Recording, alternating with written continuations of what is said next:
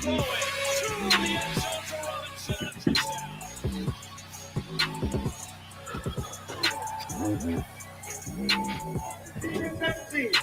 to practice, we practice hard. We take it, we be honest, and we gonna make games,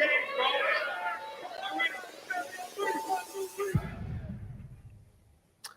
What's up, everybody? Welcome to the Commanders Film Room, where we get together every Tuesday to talk about some film that pertains to the Washington Commanders. I'm here with my guy Nick Akridge from PFF. How you doing today, sir? I'm good, man. It's been a while since I've been on one of these, so good to be back. Happy to have you back, man. I'm also here from Mark Bullock, formerly The Athletic, also a big Substract guy. How you doing, Mark? Yeah, it's nice to have Nick carrying one of these again, as opposed to doing it myself the last few months. So yeah, it's good to have Nick back.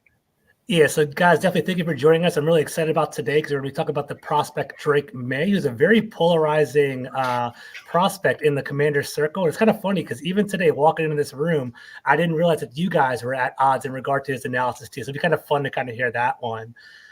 Before we get there, though, some pretty crazy news in Washington world. Detroit Lions offensive coordinator Ben Johnson refused to take the job. He's going to stay in Detroit. Second year in a row, he's not necessarily going to take on this whole head coaching job. I'll start with you, Mark. You said you were kind of upset by this. Mark, how do you feel about this? What's your take on Ben Johnson not necessarily, taking a head coaching job this offseason? Yeah, I don't know if I'm upset by it. I was surprised by it. I thought, you go through the whole last off season by refusing interviews and stuff. That's fine. It's like, okay, you're waiting for the right job. I don't know what more you can want out of a job where you've got a new GM that is highly respected around the league. You've got the second overall pick where you can pretty much draft whichever quarterback you might want.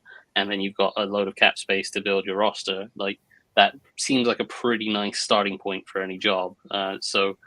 Maybe he's waiting for like Andy Reid to retire in Kansas City so he can go coach Patrick Mahomes or something like that. That might be the pretty ideal job. And maybe it's just a case of like his family settled in Detroit and he's happy being an offensive coordinator. He's being paid pretty well and he likes the guys that he has. Like, he's got a load of weapons there. There's no doubt that offense is going to be really good again next year, and he'll be in the head coaching conversations again next year. So that does make sense, but it was surprising. I don't think I think a lot of people are making this out like the Commanders are scrambling, and maybe they are to an extent. But I think the guys that are really tapped in for the past few days have been saying that this isn't a lock, that it's definitely starting to back up a little bit, right? Yeah, exactly. Sure. Like John Keim the whole time has been saying it's not necessarily a lock that Ben Johnson's going to be the guy, and there's not anyone really more reliable on this beat than John Keim. So I think he probably would have been the favorite, and he probably would have been offered the job if he had taken his interview tonight. But I think that they now pivot elsewhere, and it'll be interesting to see exactly which path they go down. Gotcha. Nick, what are your thoughts? Yeah, I mean, I was a little disappointed. Obviously, I mean, it's tough not to be. I mean, Ben Johnson, the hot young offensive coordinator comes in, and like Mark said, there's not a really better opportunity to be a head coach than what he's got here with Washington. I think, him, I kept thinking about him and, the guy we're talking about now, and Drake Maye is kind of the perfect combination, the two of them. But yeah, I mean, a little disappointed, but maybe he is just content. I mean, some people don't really like to shoot for the stars, and they're just happy with where they are. So maybe he is. Who knows? It'll be interesting. So, rejecting a head coaching opportunity 2 years in a row is definitely eye-opening, but you never know. Hopefully we can scramble. I'm still interested in Mike McDonald. Hopefully we get him as a potential coach here in DC. We'll see what happens there. But that's not what we're here for. We're here to talk about Drake Maye. I'm actually really pumped about this. I'm going to defer and throw it to Nick. We're going to pull up some film right now. Nick, kind of walk us through what you're seeing. Yeah, guys, so sorry, Nick. In the chat, guys, feel free to ask questions. Feel free to interact. I really want to hear what you guys have to say about this. So thanks, Nick. Appreciate it. Yeah, so this first set of clips is just kind of showing off the arm talent. I believe it's more kind of like off-platform throws where it's just all arm strength. Just kind of run through those and basically talk about them. I mean, it's these off-balance throws where he's throwing from far hashes and still delivering dimes and whatnot. And it's tough not to get too excited, or it's tough not to get excited about this sort of arm talent, where he's kind of jumping and throwing, and the camera can't even really keep up with the ball there. That's the type of stuff you're really looking for when it comes to arm talent. It's not really how far you can throw the ball, but the velocity you can throw it with, and how you can throw it when you're not in a perfect throwing position. I mean, again, here everyone's probably seen this over and over again, the jump throw off the back foot, perfect accuracy. Just the highlight throws that you really kind of want to see out of some of these top prospects, and sort of the new age style of quarterback. This one's incomplete, but again, I just really wanted to, it's the arm talent here where he's rolling left, and I mean, you can make a case that this might be caught, but again, he's rolling left here, and it's a jump throw, and it's just all arm. That's about 30, 40 yards there. So that's pretty much it for that one. And then I wanted to show off the deep ball accuracy. Again, everyone's seen this sort of stuff already, but it's just kind of, the wow plays that you want to see from, a top quarterback. And Nick, this might be a silly question, but I see a lot of the dialogue on Twitter. It's kind of like helmet scouting. People kind of equate Drake Maye to Sam Howell, and there's similar prospects. What are your thoughts in regard to that? Yeah, I don't think they're similar. I mean, they have similar shortcomings, yes, but that doesn't mean that they're the same sort of player. I think Sam Howell's shortcomings are a lot more drastic than Drake Maye's. The running into sacks problem. Drake Maye's got it a little bit. I would say his pressure to sack ratio, it's on the higher side, but it's not nearly as high as Sam Howell's was coming out of college, or Howell's was in the NFL. The arm talent, again, they kind of rave about Sam Howell, but I think Drake Maye's got a better arm, at least from what I've seen. And so yes, they have the same sort of shortcomings and the same sort of, upside, but I don't think if Drake Maye played at, Clemson, I don't think we're talking about the two as being, the same sort of player. I mean, gotcha. Again, it's the helmet scouting. It's the UNC quarterback. It's tough not to think of Mitch Trubisky and Sam Howell and get disappointed, but someone's got to break the curse. Everyone says there was no good Texas Tech quarterback for Mahomes. I mean, so it's just like, it's same with Louisville and Lamar Jackson. Don't scout the helmet. You got to scout the player. And he's got some really impressive throws. And I love the deep accuracy. You're just dropping throws in the bucket. And, it's amazing. And it's my initial thoughts, right? I watched that Underdog Fantasy. I don't know if you guys have caught it. It's a great film as well. Colt McCoy basically does film breakdowns. And he did a breakdown on Drake Maye, and I thought it was really interesting. He talks about effortless throws and how Drake Maye can just flick his wrist, just launch the ball downfield. And I think you're doing a good job of highlighting it here, Nick. Mark, what are your initial thoughts? What are you thinking? I think certainly one of Maye's strengths is throwing the ball down the field.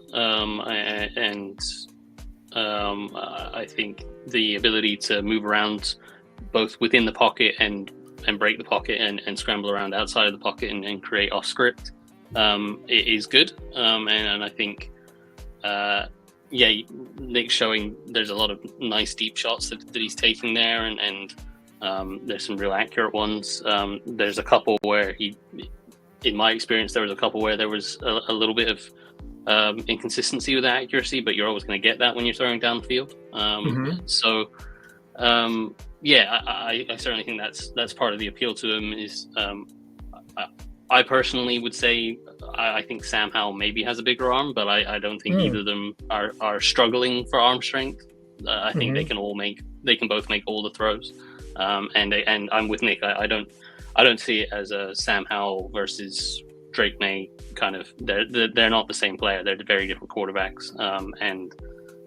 So I wouldn't comp them at all.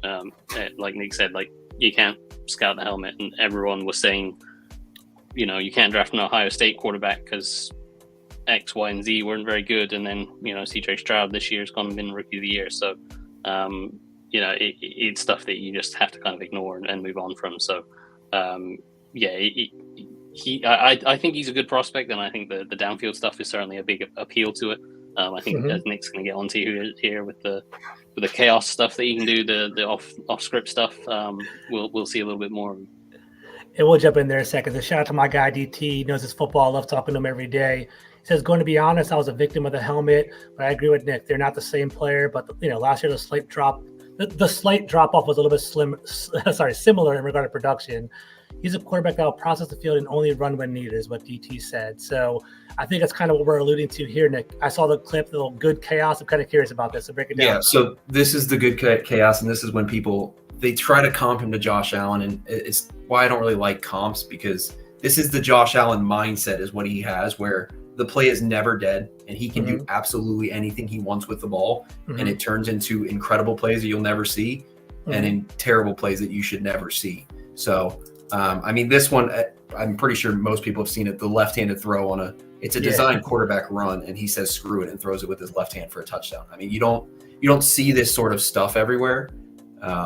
And it's that new age sort of that quarterback, these dual threat quarterbacks, and he's a great athlete that can make these sort of just insane throws. And some of them, they turn out well. Like this one, I believe it's this one that he's getting sacked and tackled, and he still delivers an accurate ball while falling. And I don't think he should ever try to throw this. He should probably try to get out of the pocket a little bit quicker, but it's part of that good chaos that you see, and it's why people like to say he's got the Josh Allen mindset, not that he is going to be Josh Allen. Interesting. So I never really heard the whole Josh Allen comp. It's good to kind of hear that there. I think my favorite one is he looks like Justin Herbert and throws the ball like Herbert with the Josh Allen mindset, and that's not to say he's going to be Herbert with the Josh Allen mindset, but that's just what he looks like, and it's why I don't really like comps too much. But again, I mean, it's the out of structure play that you really kind of want to see from. That last clip was fantastic, kind of throwing it on the runs, off platform, like you said before. It just seems like he has arm strength in spades. I do like that. Right? I think it's very impressive. And then you get to the bad chaos where it's the same sort of thing where, again, scrambling from clean pockets where Clemson's only rushing 2 to 3 and just wild accuracy on the run, making some poor decisions that turns into a pretty bad pick six. So you live and die with the chaos. And again, it's that sort of new age quarterback that you'd love to see him clean up, but you can't really take this mindset out of quarterbacks. And then Nick or Mark, a question in the chat talked about like mobility. People seem to think that he is not mobile, or maybe like are disregarding his athleticism. Do you think his athleticism would transit to the next level? What do you guys think about that?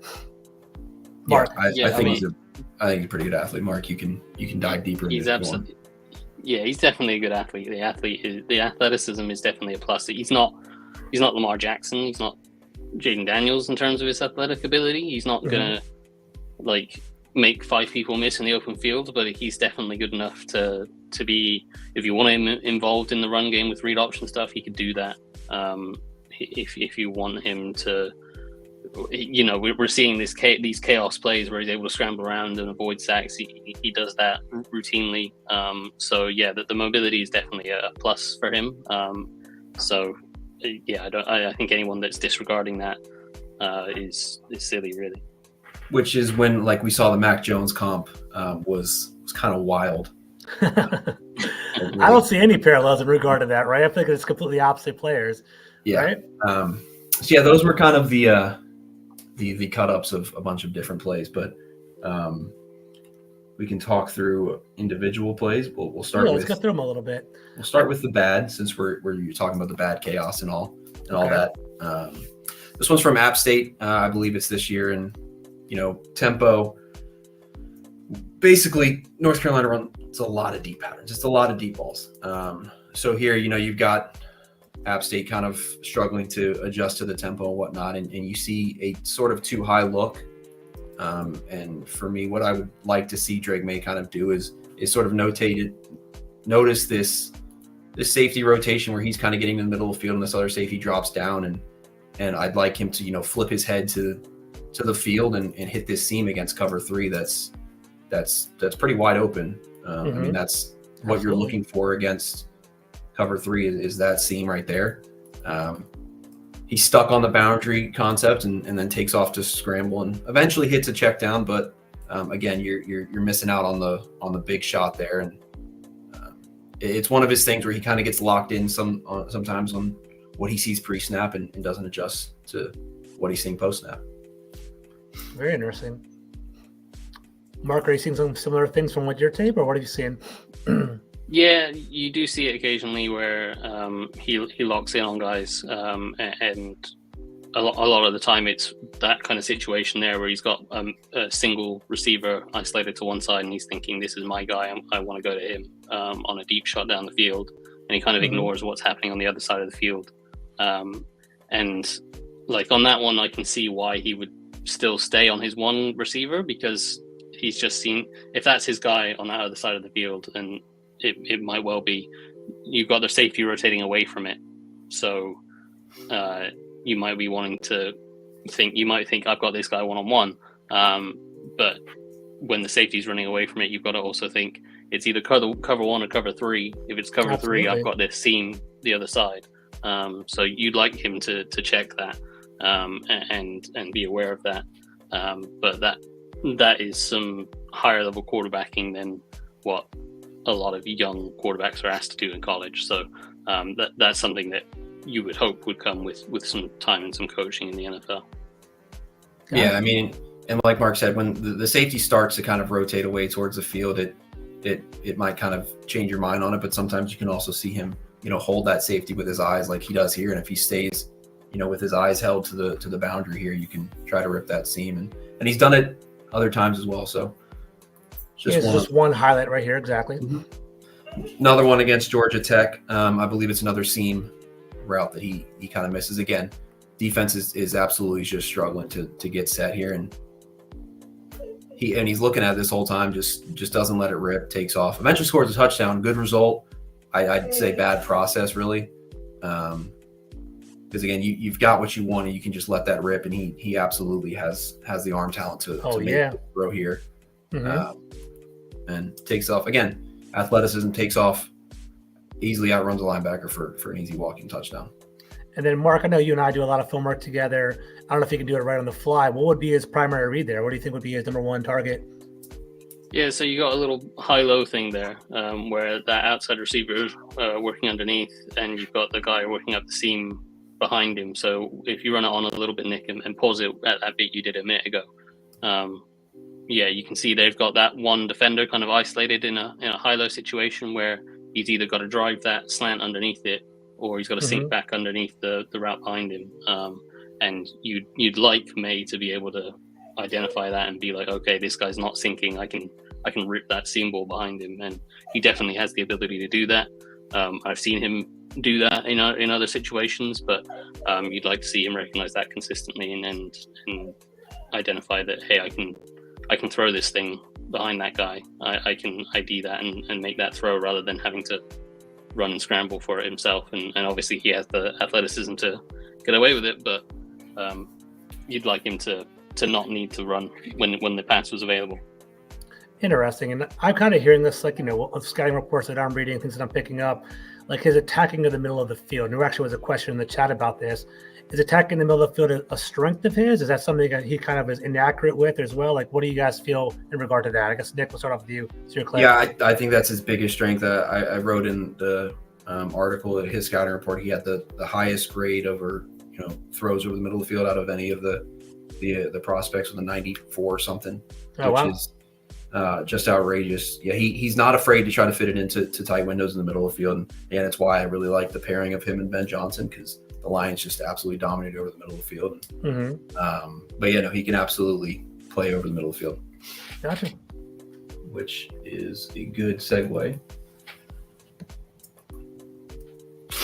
to middle of the field throw. You've got essentially a switch release sort of dagger concept here. You've got two linebackers mugged up in the A gap. So you're thinking blitz, and you have to be aware of that at all times. And once they sort of drop out, you notice the safety blitz, rip it in between that hole there. And I mean, it's just high level stuff here, because once you see this, you kind of are thinking, cover four is what you're really looking at here. It looks like they kind of rotate to 2 or 6, whatever you want to call it, with more of a cloud coverage to the boundary. And with these guys kind of bailing out, they're trying to get to their spot quickly. And once this hook curl guy kind of gets isolated on the running back, he rips it instantly right behind him. And it's a great throw. Perfect throw. It's that backside angle here. This is fantastic. Yeah, and these sort of throws are just all over the tape, and it's why am very, very high on him because you don't see a lot of these sort of middle of the field throws with a lot of young prospects, especially with the way college offenses are now. With it's a lot of RPO heavy outside deep shots. You don't see a lot of guys really, working over the middle of the field. So it's something he's absolutely comfortable with, and something that he's good at. So again, here sort of a double post pattern, Mills sort of concept, whatever you want to call it. It looks like cover 3 at the start, especially with the motion. You can kind of see it's pretty clear cover 3 here. So what he's looking at is he holds the underneath defenders there and rips the crosser right in that hole. You can see it better from this back angle. A kind of quick glance to hold this guy right here. He holds 15 with his eyes to kind of open up that window a little bit more. Just a quick little glance. It's kind of tough to notice, but yeah, I see it. That quick little glance off kind of holds 15 a little bit. Fire it right in there in a tight window. That's a tight window. That's a pro throw right there. If you're inaccurate one way or the other, it could be swatted down, intercepted. That's a great throw right off his third back foot. That's fantastic. Yeah. And last one, middle of the field. Eventually get to the concept. There we go. Yep. So again, it's right over the middle of the field. They're showing a blitz. He knows exactly where the blitz is coming from. Rips a seam that's dropped, but with this defender trying to bail out and he's kind of struggling there, he knows exactly where he wants to go with the ball and fires it right over his head. Perfect throw that's just dropped. Yeah, in stride.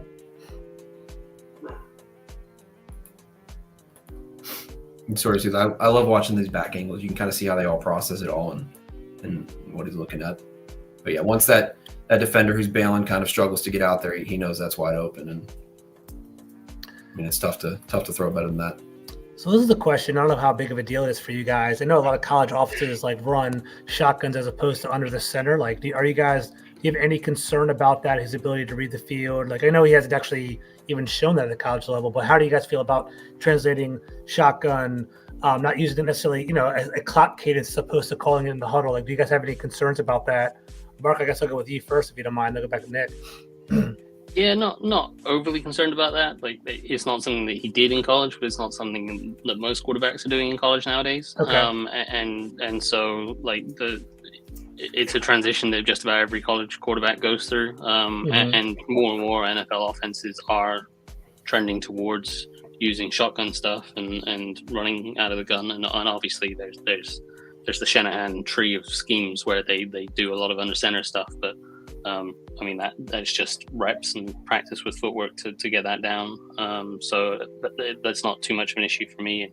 And yeah, the clap sort of cadence like that, again, it's not a huge issue to me. It's something that pretty much every college quarterback is dealing with, and most of them seem to manage it just fine when they get to the next level.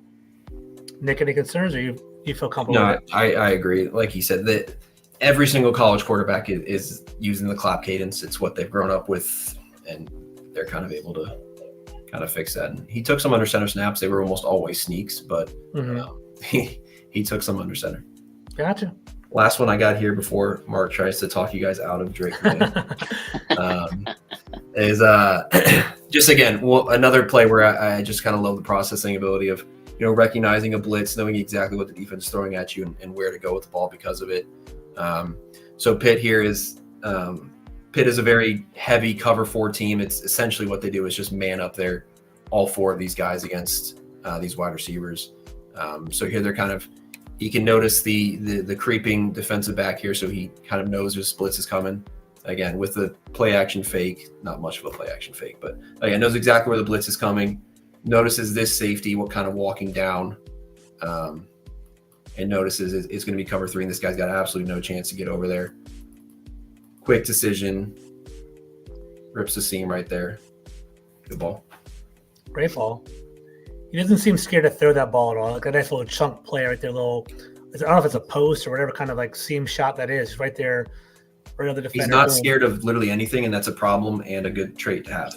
I mean, there's not a single thing he's terrified of, and we saw it with the chaos plays that he will try to do everything.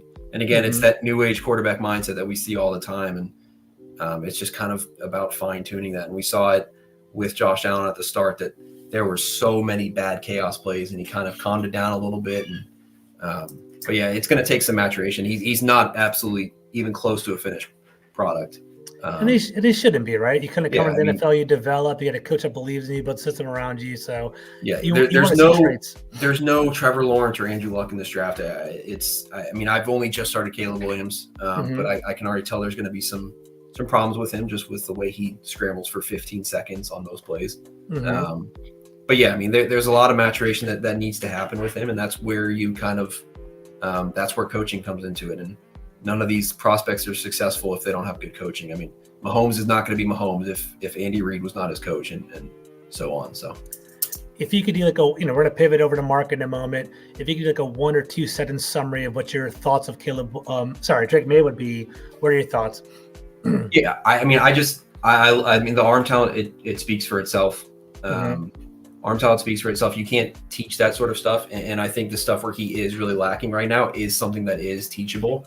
It is coachable, and there's some problems with his footwork and accuracy and clean pockets, which is concerning. The pressure to sack ratio is slightly concerning as well, but I think the high outweighs the low for sure for me. And I would be more than happy with him at number 2. There you go. That's a good endorsement. So we talked about our pre-show. We talked about basically the differences between Drake Maye and how he felt about them. Nick seemed more proactive. You seem more like proactive, more engaged with Drake Maye. Mark seemed to have more critiques. So we're going to throw the mic over to Mark and hear what it's just a hater. It's just a hater. Yeah, no, I definitely see a lot of what Nick loves about Drake, but I just can't go over the accuracy for me for the layups, the easy stuff, and it's stuff that in theory is fixable. I'm sure there is quarterback coaches around the league that will watch him and be like, oh yeah, he's overstriding. Oh yeah, his front shoulder starting blowing wide open, and that's causing him to miss. So we just need to tighten that up, and he'll be fine. And if that's the case, then great, absolutely, he's a great prospect. But he missed too many easy things, and that's what I'll run through here. So the first couple clips here are just a couple easy screen plays to the flat where you need to be able to hit this. There's a running back swing screen, and he's throwing high and behind to the running back. The running back's having to do a full 360 to make that catch, and the running back does a really nice job to make the adjustment and get up the field. But that's not he should have been having that ball thrown out in front and then being able to sprint onto it and make more yards after the catch than he did. This is another screen. You've got a motion across, and then you're going to run a little tunnel screen. This guy is going to be stationary, right? So he's going to come back, and he's stationary. You've got to just be able to hit that target. Drake Maye does not hit that target. He moves him a yard or two down the field straight into a hit. And obviously, the other receiver's got to make a block. You don't want that guy to be coming free. But at the same time, it's a stationary target that he's made move, right? So that's the first sign of like, hey, there's a little hint of an issue here. And again, it could be very, very simply fixed for some quarterback coaches in their mind. Some guys will think actually footwork and mechanical issues do take a little bit longer to fix. And there's no guarantee they ever get fixed. But there's a couple of examples of quick throws to sort of screen throws. There's a couple more where they're throws to the flat. You've got a little stick concept here. You've got just a receiver running to the flat. Again, basic stuff. You're getting the linebacker inside. This linebacker here is getting picked. And you're just trying to hit this flat to turn up the sideline for a nice, easy gain.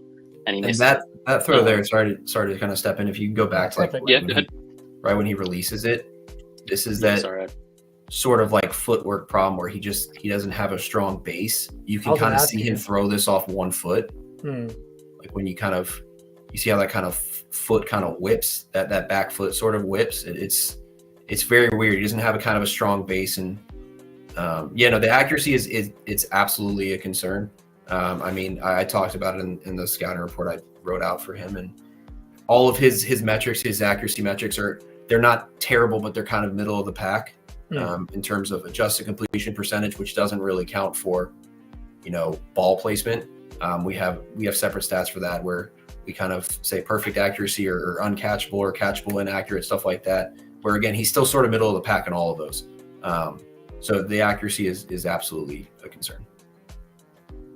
Yeah, and so as we run through, there's just more examples of it. This is a little speed out. Again, he misses that one, short hopped as well. Another speed out to the other side. And this time, instead of missing outside and low, he misses inside, and the receiver's having to turn back and fall on himself. He makes the catch, but yeah, as Nick just said, just because it's a completed catch doesn't mean it's an accurate throw. This one here, again, is in a quick out to the flat. And yes, there is a defender here kind of buzzing underneath this throw, but you've also got this corner ready to trap the flat here, which is something you'll see very often in the NFL. You'll see a safety, you'll see the outside corner trapping the flat, and you'll have a safety working back over the top of the outside route. So this is a dangerous throw, because if you're trying to throw this high to beat this guy, you're risking throwing it straight to this corner, and you'll see this receiver goes up and makes an amazing catch way above his head. If he doesn't catch that, look where that's going, and look at all this field down here that's going to be taken all the way back. So that's, again, it's a completed pass, but it's one where the receiver's having to go up and make an insane catch rather than just hit him in stride. And then we've got some slightly further down. Yeah, go ahead. Sorry. So obviously this is really important. You highlighted it in your film that you have. Concern level, high, medium, low. Like, how is this very frequent in regard to inaccuracies? Is it something where it's like big concern for you, or how do you feel? What's your overall takeaway from the observation? Yeah, well, I'll just let a couple of these keep running, because there's quite a few of them. Okay. Where, yeah, it's a concern. It's quite a big concern for me, because, as I say, it could be a thing where you have a quarterback coach that looks at him and goes, "I can fix this," and these are clear footwork issues, or his front shoulder's not right, or he's dropping his arm angle, or something like that. That a quarterback coach can go, "I can fix that, easy, 1, 2, 3, we're done," and he's fine. In which case, you get all that upside that Nick talked about with the amazing off-script plays, the good chaos and the bad chaos, and the great arm strength and the throws over the middle of the field. That's all great. If you can't make these layups, the offense isn't going to work. You're going to be relying on explosive plays and going 3 and out, right? That's what you're going to be doing. So that for me is the big issue. Is young quarterbacks that are successful tend to be able to keep themselves ahead of the chains, and a lot of that helps with an offense that is run game, play action, that kind of stuff, and that's all great. But you need to be able to make these easy layup throws, and another one here to another quick hitch again out to the flat, and he's short hopping the throw way in front of the receiver, and it's not complete. The weird thing about the accuracy problem is most of these come from clean pockets, like perfect pockets, which is concerning. But don't listen to Mark; he's wrong. So Nick, really quickly, I know you do a deep dive with PFF and stuff. Like, I don't know this personally. Do you have it, like, the data on top of your head, like pressure rates, what his pockets look like? Does he have a lot of time, like, in the pocket? Like, what have you noticed from your observations? I don't have the numbers on the top of my head, but just kind of from watching everything, UNC's offensive line was not great. Okay. It wasn't at all great. But again, all of these clips are from clean pockets where you have quick game concepts where it should be very, very simple, and it should be very easy. And it's something that is concerning. And again, I think it's something that can be fixed, which is why I'm so high on him. I'm not saying that Mark is completely wrong here. I just think that it's something that could be fixed. Again, everything comes down to coaching with all of these players. Absolutely. And we don't know who that coach is going to be yet, but you just kind of have to trust that whoever they pick it to. I mean, I think that if you get Caleb Williams, Drake Maye, or Jaden Daniels at 2, I don't think you can be disappointed in any of them. They all have their highs and lows, and again, it's just kind of up to coaching at that point. I agree. It's all about investment. Mark, back to you, bud. Yeah, so a few more of those accuracy things where... I mean, we don't have to keep doing this. I think you're hurting his feelings, but go ahead. He's all good. I spent a lot of time at the weekend. People were saying his accuracy is great. He's completed like 66% of his passes or whatever, and it's like... completion percentage does not equate to accuracy, and this even like I saw people using PFF's adjusted completion percentage. Again, that also does not mean that you're accurate. We have accuracy stats that's not made available to the public, but we have plays where it's catchable but inaccurate, or uncatchable inaccurate, or uncatchable but accurate because of other circumstances and stuff like that, and perfect accuracy. And we chart all that sort of stuff, and But that's not part of adjusted completion percentage. Adjusted completion percentage just takes away the throwaways, the the drop passes. Yes, the drop passes and all that sort of stuff that kind of shows you a much better view of completion percentage. Interesting. Okay. Yeah. So this one was an example I had of a completed pass that is not an accurate one, and maybe some people will disagree with me, but you had a little quick seam concept where you got or archer's concept where you got a shallow cross, you got this guy clearing out, and then you've got this receiver who's faking out and pivoting back inside. And you can see here, you've got this huge area in the middle of the field to be trying to run into. You've got this corner playing with outside leverage, who's 5 yards off this guy. If you throw this ball out in front, this receiver is able to run onto it and potentially pick up a huge gain after the catch. Mm-hmm. Mm-hmm. But we run this on, and you'll see he's having to stop and catch this ball behind him, which allows this corner to make up ground and close on him and tackle him real quick. And look, this is still the first down marker. He's still picking up first down, still moving the chain. So it's not the end of the world, but you're having the guy tackled here at the 35 when he could have been up here at the safety near midfield, right? So you're missing out on potentially 10, 15, maybe even more if he makes the safety miss, right? So that's the kind of yard, it's limiting yards after the catch when you're talking about accuracy underneath like this. And this is another one where, again, you've got just a quick under route. It's not quite a slant, it's an under route, and it's meant to go under this receiver. And you've got these corners sitting off, and he's just going to break underneath it. And again, the pass is completed, but the receiver's having to stop and catch this ball behind him rather than just being able to carry on and run. And obviously this safety here is probably going to make that play anyway, but you never know if you hit a guy in stride what he can do. So that one might be a little bit picky, but you just see like he's catching that ball behind him. Yeah, it is behind him. So you want your throws to be accurate in terms of out in front of receivers, and very occasionally, most of his throws were tended to be behind guys, but occasionally you saw this is a little slant route here. They've got a little pick play, and this time he missed his way in front. And the danger of that is this corner was right there and they nearly intercept that. So, the accuracy for me is a concern, and it's an issue, and it's one that you have to talk about. And again, as I've said the whole time, if you're a quarterback coach is sitting there going, I can see exactly what's wrong with that. It's footwork, it's the arm, it's whatever. I can fix that in one off season, then fantastic. You've got a real high upside quarterback, but it's a thing you do have to fix. And I know Drake Maye is talked about as this great over the middle quarterback, and he has some real nice throws over the middle. He also has some misses over the middle. So this is a deep over route that we've seen a few of these in Nick's cut-ups. Again, high and behind, and the receivers, I think I showed the end zone angle of this one. He's coming back across the middle, receivers having to go up trying to get it, and it's behind him. You can see again, ideally you want your playmakers to go and make a great play like that, and maybe Terry McLaurin comes down with that ball, but you also want them to be able to be running after the catch for another 20 yards after that. And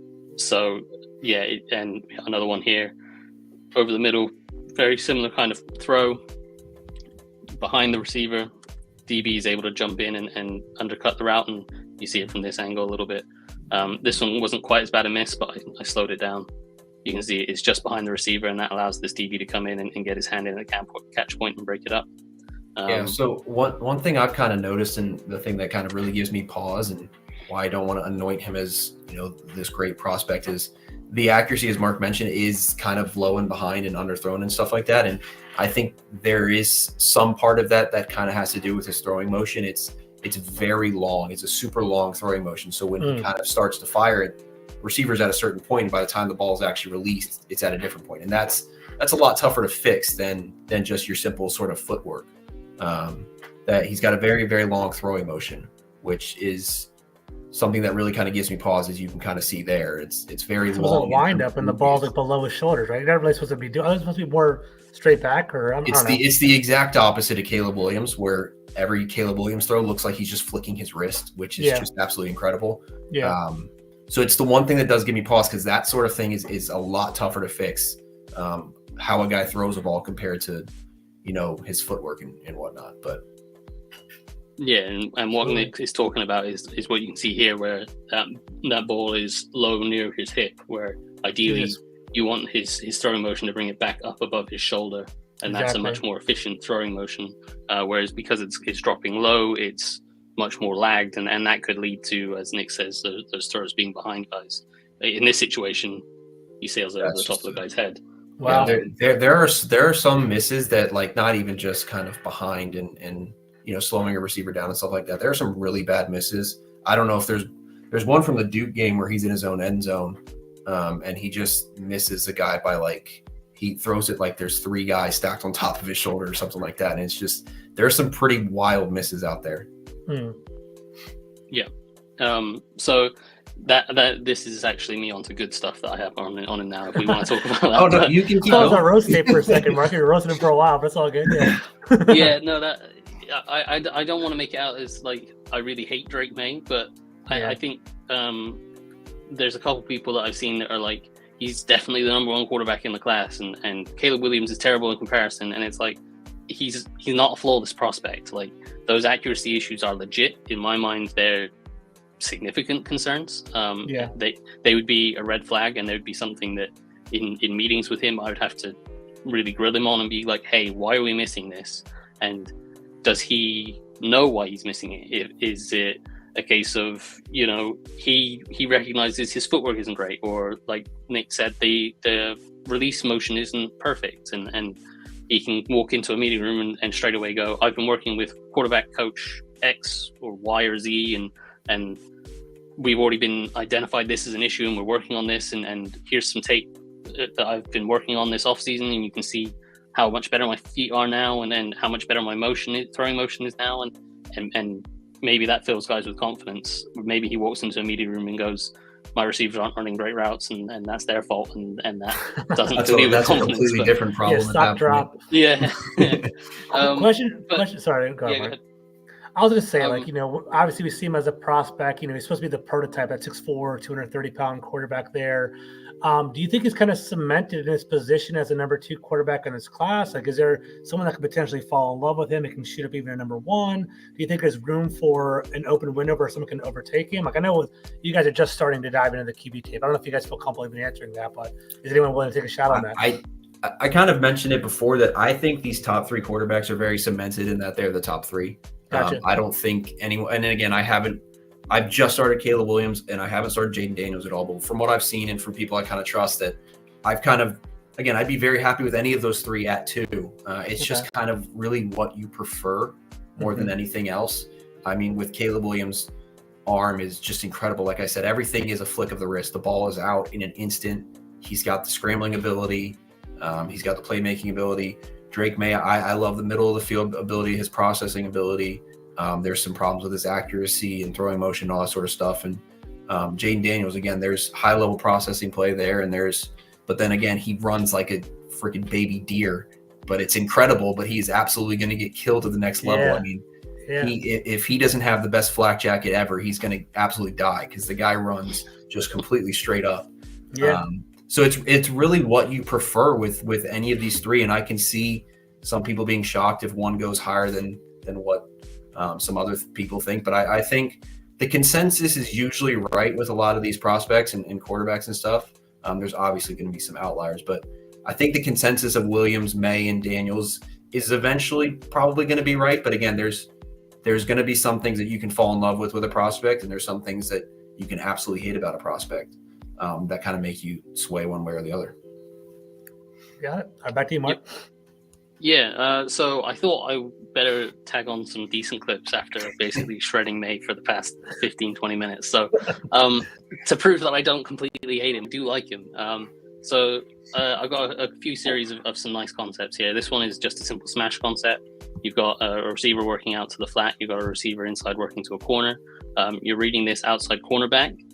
And ideally you want him to bite up to the flat, and you can rip the corner behind him. Some veteran quarterbacks will tell you actually what you want is this corner to sink off, and then you can hit this nice easier throw underneath and pick up some yards after the catch. With Drake Maye, we've seen him struggle with these throws underneath, so maybe the easier throw is the one down the field. But what you see here is a real nice play where he kind of gets lined up to this flat, and so that makes this flat defender. Obviously, he's eyeing this receiver that's going to break into him, but he's also looking with his vision on the quarterback at the same time. He's reading through the receiver to the quarterback, and Maye kind of gets himself lined up to this flat, and that gets this corner just to hold there, which allows him to rip this ball down the sideline to that deeper route. And you can see he hits it perfectly in between those two defenders. So that was a real nice throw that I really liked. And I think, did I put the end zone angle? Yeah, you can just kind of see that. You can see his shoulders are kind of aligned more towards this guy in the flat than that receiver there. And that makes that outside corner just think, okay, I just need to hold on this corner in the flat. And that opens up. You can kind of see at this point his feet are more aligning outside here. And again, that could be, maybe that's just poor footwork, but it could also be, I'm trying to get this outside corner to bait up to the flat so that I can hit this guy deep behind him. And then he delivers a nice ball down there. So that's a smash concept. This is, or corner flat. This is the next stage up of that, which most people will call this a spot concept, where you've still got that corner route, you've got the flat route, but you've also got a guy spotting up in between it. And this is read a little bit differently. You're more looking for your number one is probably the flat, and then you're coming back inside to this spot route. You're probably trying to put this flat defender in a rather than in a bind of, do I go sink back or do I sink up to the flat? Do I run up to the flat? You're kind of putting him in a tighter bind between these two short underneath routes, and then if you have it, you can hit this corner out behind. But what we see here is the defense does a nice job passing things off. So this corner sinks back, he takes the deep corner route. This guy kind of peels out to the flat to take this, and so that means this spot route is going to be covered by this linebacker working out, and Maye can see that A, this linebacker is matching this, but B, his back's turned, so he's not able to see where the ball is at any time. So he knows that even though this is kind of tight at this moment in time, this guy is working to the flat, this corner is sinking back to match the corner route. So really his only issue is this linebacker, and this linebacker has his back turned to him, so he's not an issue. When a lot of quarterbacks like to say when a guy's back turned, he's only covering the distance between his shoulders, he's not covering anything else. I love that. And so that's essentially what he's doing here. So Drake Maye is able to quite easily pick up that spot route, and just see him step up a little bit there and hit that. And then another example of it here is the same concept, but the coverage is run a little bit differently. So this time what we see as we run this through is this outside corner, rather than sinking back into a zone coverage, he's matching that number one receiver and picking up the spot route. So what Maye recognizes is that, okay, we've got some man coverage here, and I've got this guy playing inside leverage on this receiver running a corner route, so I can throw this outside away from this defender and into space. And so that's what he does. He takes the deeper route, he throws it into space away from the quick coverage, and has a nice completion down the field. So what you see there is some very similar concepts, some very similar reads, but he's able to process them against different coverages, and identify, okay, this coverage it means I need to go here, this coverage I need to go here.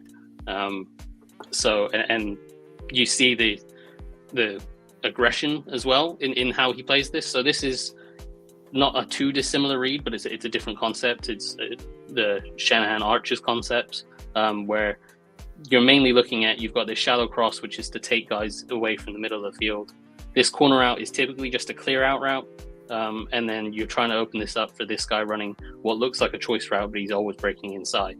But what actually happens as we run this through is Maye identifies that actually this corner is staying very flat to cover this guy, and that's leaving this, I think this is a safety inside, trying to cover a route that he knows is breaking outside here. So again, he's got that same thing we just saw, but even more so here, where you've got a guy with huge inside leverage against an outside breaking route.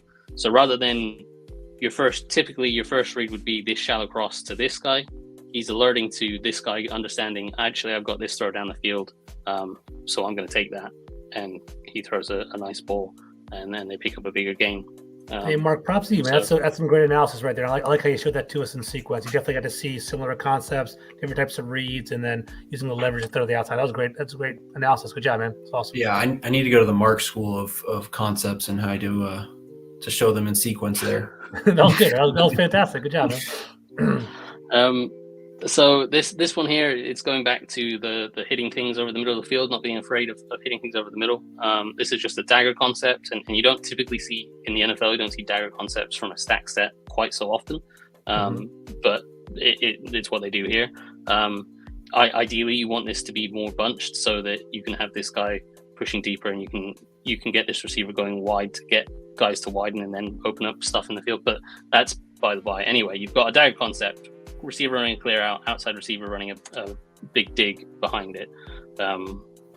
And you can see Drake Maye is basically eyeing this safety when there's nobody in this kind of underneath coverage here. He's basically got, is this safety going to drop back deep with this receiver, or is he going to bite up and take this dig? He sees the safety kind of opening his hips and ready to run deep. So at this point, he's got to his back foot and he sees that safety's opened his hips and is ready to run deep. So he knows this is pretty safe, even though, that safety is still there. His leverage is facing outside. His leverage isn't prepared to drive down on this dig route. So he knows he can throw this and hit this, drive this over the middle, make that completion, hits him in stride, and then they're able to pick up some yards after the catch as well. So again, you see it from this angle, it's a nice throw. Hits his receiver in stride. I thought I'd pick that out as well, given my questions of his accuracy. So that's a nice little play. Again, attacking the middle of the field, and then a couple of shots. I really like his ability to identify safeties being kind of aggressive, and like we just saw on that last play where the safety was playing deep and his leverage was to the deep route. Here we see the opposite of that, where he's reading this safety, and this safety bites up, and so he's able to rip this seam route behind him. This is a pro concept. A lot of the concepts we've seen are pro concepts, and I wanted to highlight those because those are concepts you see on Sundays that he'll have to read through. And I just want to step in real quickly here with a lot of people that talk about the Sam Howell and Drake Maye comps.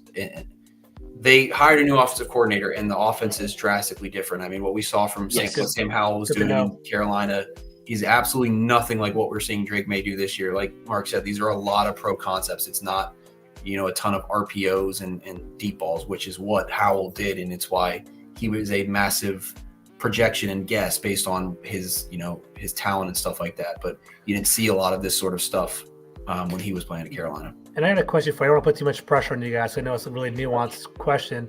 So there was questions about Sam Howell coming out about his footwork and about how it was like, not necessarily the right foot in front of his lead. And it was unorthodox compared to the NFL. Or do we even know if that's the case with Maye or what's going on there? I see you nodding, Mark. I don't know if you have any insight on that or thoughts on that.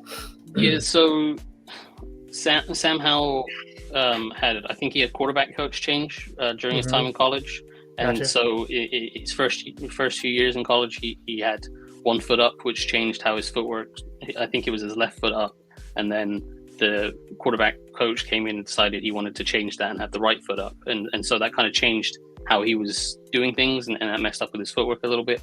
But when he came into the league, his issues were more with drops, in terms of like dropping back, whether he would take a 3-step drop or a 5-step drop, and how many hitches he would take up into the pocket. And it was something that really stood out in his first preseason to me, where there were concepts that I know were 5-step drops, and he was taking 3 steps and then taking 2 hitches, which would lead him, like, you want the quarterback. If the quarterback's meant to be back here in the pocket, Sam Howell was up here because he was taking a short drop and then too many hitches up. So that makes it real hard for the offensive line to block. Yeah, but that's because the offensive line is terrible, right? It has nothing to do with quarterback. Yeah, exactly. But what I would say for Howell is that he really improved that in that week 17 or 18 start against Dallas in his rookie year. You could see there was a pretty drastic difference. And this year, that footwork, he still had moments where it was pretty bad, but it was significantly better than what it was in college and what it was in even his rookie year when the preseason. So that goes to show that footwork can improve. Like, the caveat to that is Howell did basically have his entire rookie year to just work on his footwork.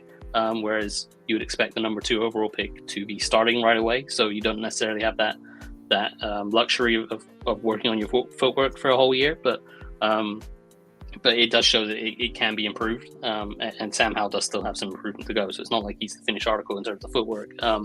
But yeah, to Nick's overall point of like this, I saw some people saying that because Drake Maye had a new offensive coordinator, his stats went down and it was a tougher season for him. For me, I thought this offense was a lot better because it showed a lot more NFL pro style concepts that you see run on Sundays consistently, like I've tried to show with the last few clips, and this is another one, and it's a lot better than as Nick said, where the old offense was a bunch of RPOs and deep shots, and you can run some of that in the NFL, but you can't run an entire offense out of it.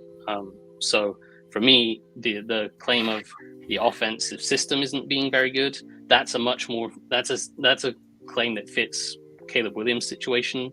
The USC offense was dreadful this year, and I don't know why anyone's interviewing Cliff Kingsbury, but that's another show. For another episode, next week probably. Yeah. Well, no, it might take me a while to get through Caleb Williams because, like Mark said, that offense is mind-numbing to watch. It's a problem. That's funny. It's really bad. But yeah, so this for me was an advantage because you get to see Drake Maye running pro-style concepts that he'll run in the NFL. And so this is another one where you see quite often in the NFL, you'll have these 2 little hitch routes and you have the slot running a fade. This one is more of a seam bender rather than a fade, but it's a similar idea. And what you see is, I think I drew up. Yeah, so he's eyeing that deep safety, and that safety is driving up to the flat. I'm not really sure why that safety's doing that thing. He probably should be sitting in the middle of the field. I don't really know why he's abandoning that hole, but he's doing it. And Drake Maye sees it, and he's like, okay, well, I'm going to rip that sucker behind you. And that's exactly what he does, and he rips it behind him for a touchdown. And that's good quarterbacking play. You see a safety biting up on something, and this touchdown was a very, very similar play. This time the safety is over the slot receiver, and this time he's more responsible for the flat. Or I think he might be in a hook curl zone. I think they play cover 3. I think this is their safety rotates back and this corner rotates back. But this is the kind of play that Nick was talking about earlier, where a quarterback identifies cover 3. You wanted to see him rip the seam. And so you see they're spreading out to cover 3. So you got this corner dropping back deep. You got this safety rotating to the deep middle. You got that corner dropping deep, and then you've got 4 underneath guys with the safety buzzing up into the middle. And so what Drake Maye, again, he's reading that this safety is holding his spot in the middle of the field, so he knows he can hit that behind him. He knows this corner is a threat, but he's playing with outside leverage, and so he can lead him more towards the middle. Especially if this safety continues staying on this far hash, he's got lots of room to work with. So again, he's reading that this safety is flat, and this corner is playing with outside leverage, so he knows I've got this seam to work with. And again, he rips it up that seam with a real nice ball on a rope. This angle shows just how nice of a ball that is. He really drives it and hits that receiver, and another touchdown. So wow, look at that accuracy. All the ball position, you guys, is fantastic. Good content. Yeah. So and I'll just let these last few run on because they're just deep shots again. He's seeing that this safety's biting up, and he's got this post, and the thing I like about this is that corner wasn't on top of the route. That corner was on top of the route, so it's not like this is definitely 100% open, but he notices that safety is so far across the middle with that crossing route that he has so much room to drag this receiver away from that corner, that yes, you might not necessarily hit the touchdown ball over the top because this corner is still on top of the route, but you can still hit a big play by dragging him across the middle of the field away from the coverage because this safety is nowhere near. Again, it's a pretty nice ball down the field. You see the end zone angle. Again, he's able to drive that ball pretty nicely and hit that receiver in stride. So, and I think the last clip I had is another deep shot. Again, it's the safety that he's reading, staying shallow, and he's able to hit. It's just a quarter's coverage, and so he's able to drive a deep ball down the seam, hit that deep post, and score a touchdown. And I think for the end zone angle, we'll just end on the nice end zone angle of a nice, beautiful deep ball down the seam and hit the receiver and getting the touchdown. So, So Absolutely. I think there's a good quarterback prospect in Drake Maye. I think there's a real good quarterback prospect in Drake Maye, but the accuracy stuff is a major red flag for me. Missing those layups, you have to take those layups in the NFL. You have to be able to stay out of third and long situations. You're not just, especially as a young quarterback, you're not going to live in third and long very, very long. So you need to get yourself into third and mediums, third and manageables, and being able to convert that way. So yeah, those missing those layups is a big concern, and as I say, maybe some quarterback coach looks at him and goes, yeah, that's an easy fix, I've got that. And if whoever the quarterback coach in Washington is going to be does that, then fantastic. I'm all on board, because he's clearly got a lot of talent. But it's just the accuracy is a sticking point for me right now. Gotcha. So I'll do one little extra question for both of you guys and we can start wrapping it up. So I guess what I'm hearing, I could be completely wrong, but what I'm hearing with Drake Maye, prototype, he's a prospect. Maybe his tape doesn't necessarily match. Like he had a poor year as opposed to previous years. Maybe his tape doesn't match up his projection in number 2. Would you feel confident with him as a number 2 overall selection? That's step one. I'm going to let you guys process this one as well. Would there be a quarterback you could potentially to resonate with our fan base, a relative comp that they could kind of relate to in regard to him? I know, Nick, you kind of talked about Josh Allen, Herbert hybrid. I'll start off with you to give Mark some time to think. What are your thoughts on that? Yeah, I'd be happy with him at 2. Okay. I really would. I think there's a lot of high quality quarterback play there that you don't see out of a lot of college prospects.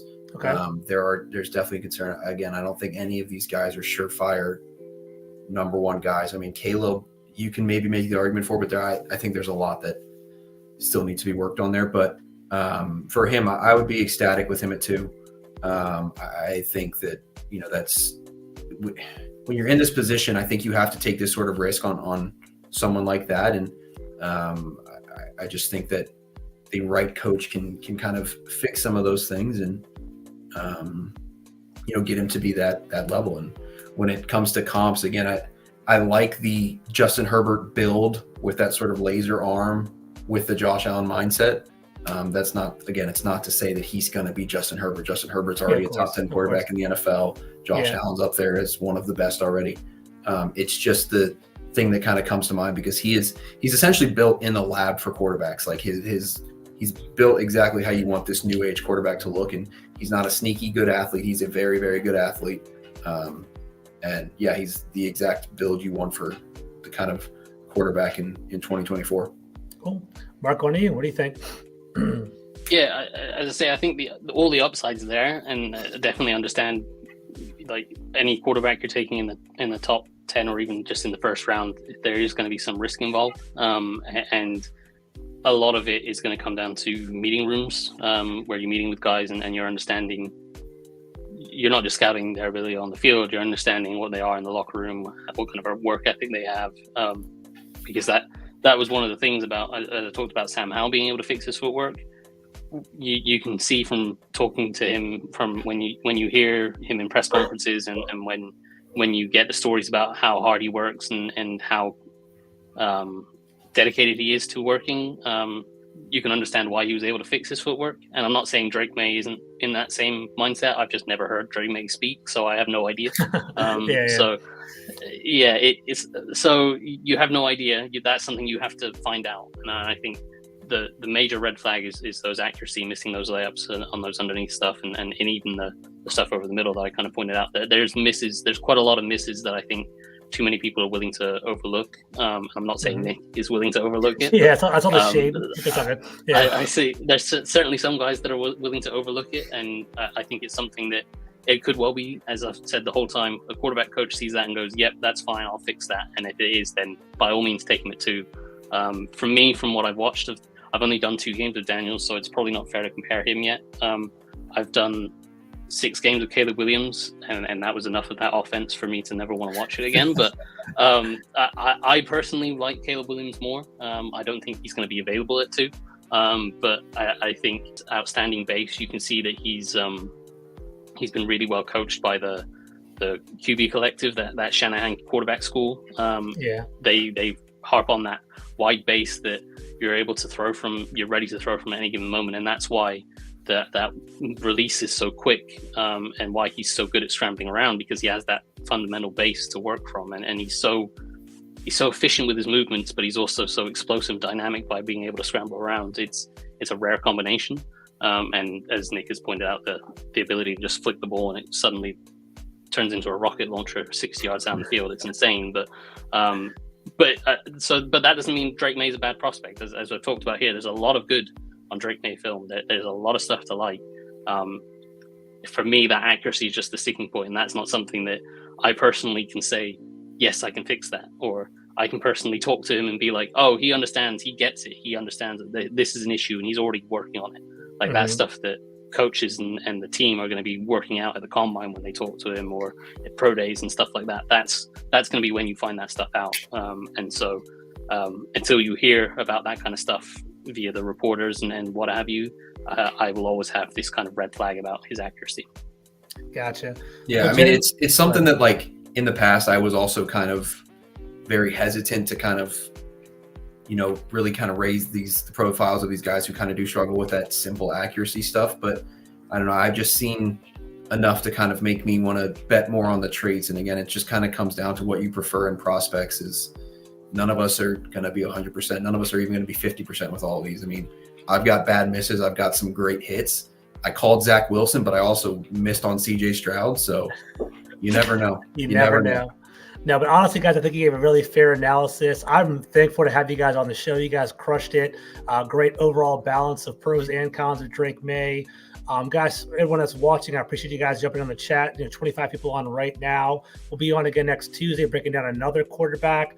If you guys have anyone you're interested in, definitely hit me, Nick, or Mark up, or even Doug, because Doug's our, the main host of the show. Hopefully, Caleb Williams, Jaden Daniels will be coming down the pike. That'd be fantastic. Next time, I'll see you guys on Tuesday, 4:30. Peace out, guys. Thanks.